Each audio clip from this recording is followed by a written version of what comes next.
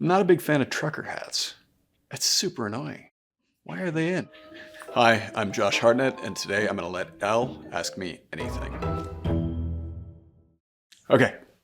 What's your most embarrassing on-set moment? Oh God, I've had so many. One of my most embarrassing is the parachute scene from Pearl Harbor with Kate Beckinsale, where we are making love in the parachutes for some reason. She decided to bring her young one-year-old daughter and her boyfriend to set for the first time that day. I felt terrible the whole day. That was super embarrassing. Thanks, Kate.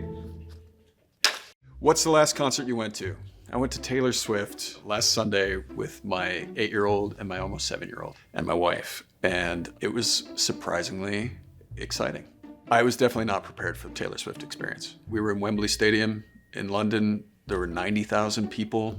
It was huge. And everybody knew the lyrics. It was crazy. Did you get any bracelets at the concert? I didn't get any bracelets myself. My kids got a lot of bracelets.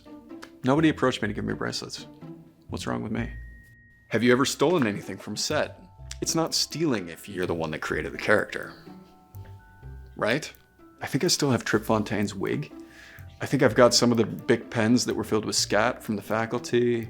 I think I have the glasses that my character incongruously wore suddenly in the lab. Little things that maybe the art department wouldn't miss. Okay, which of your past roles do you get asked about the most?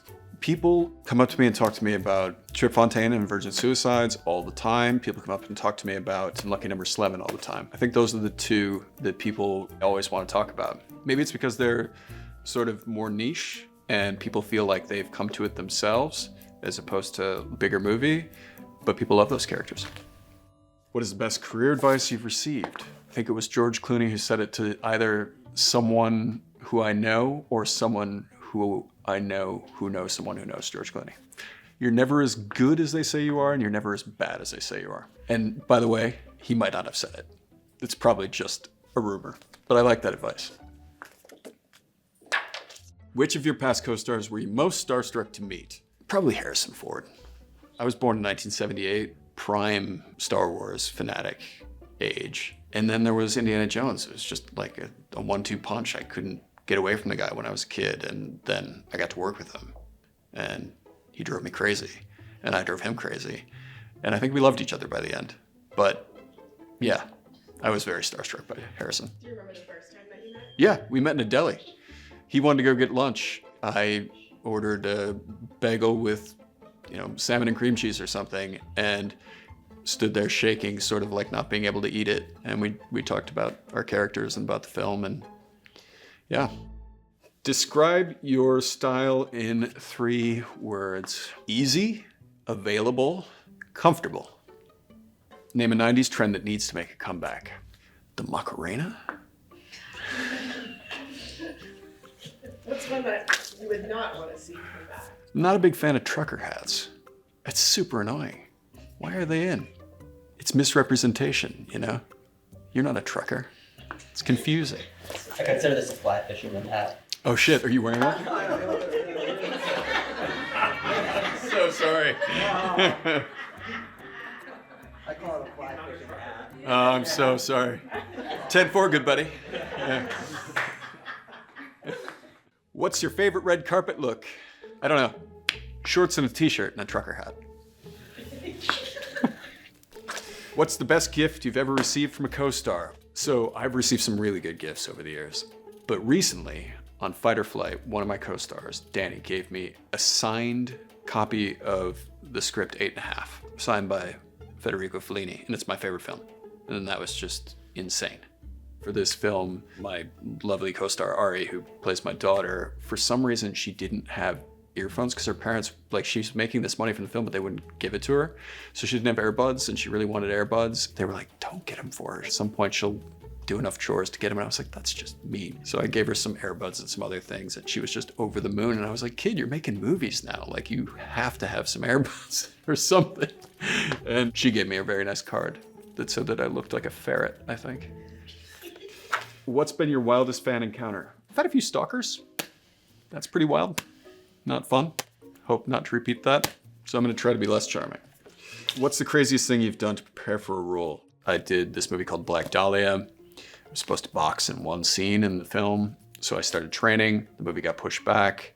I liked the training. I kept training. The movie got canceled. I kept training. New director came on. I kept training. I trained for about 2 years and loved it for one scene in a movie in which I get beat. Yeah. What's my nightly skincare routine? I used to wash my face with water. I kind of gave up on that. My wife said that I needed to start using moisturizer, so I do that once in a while. You're welcome. Name a current music artist you can't stop listening to. This band that I've been listening to that we keep putting on is like an unnameable band. They have like the weirdest name. Shit. How do I? Krungbin. Yeah. How do you say it? Krungbin. That's not a very exotic sounding name. Like the music is much more exotic. And I know that everybody plays it all the time now. It's a little bit like kind of cliche, but I'm gonna say it anyway. Krungbin, I think, is probably the band that I've been playing most. What's the last show you binge-watched? I binge-watched The Bear recently, and I just was in The Bear today. So that's weird. Do you feel like you can tackle the kitchen now? After watching the show, that's all you need apparently. You watch that show and you're a chef, right? What do you have in common with your trap character? Cooper and I don't have a lot in common, thank God, but I was able to sort of get into the psychology of him and realize that, like, I know some Coopers. They don't necessarily kill people, but, you know, they're definitely sociopaths. How do you get into the mindset to play a serial killer? You read a lot of books and you start to expect things to go your way. And if they don't, well, there's a way of taking care of it, which most people wouldn't do, but these guys have no problem with. What's the best and worst part of being a teen heartthrob? I wouldn't know. I'm 45 years old. That time in my career was a lot of stuff going on. I was sure that what I wanted to be seen as was totally different from what people saw me as. I was probably a little too worried about that. The worst part about being a teen heartthrob is like being a teen, because you're still filled with self-doubt. Best part is probably that means that people are interested in watching you in films, and you get to make films. Thanks so much for hanging out with me and Elle. Please go see Trap. I think it's gonna be wilder than you anticipate, and we all love M. Night Shyamalan. Bye.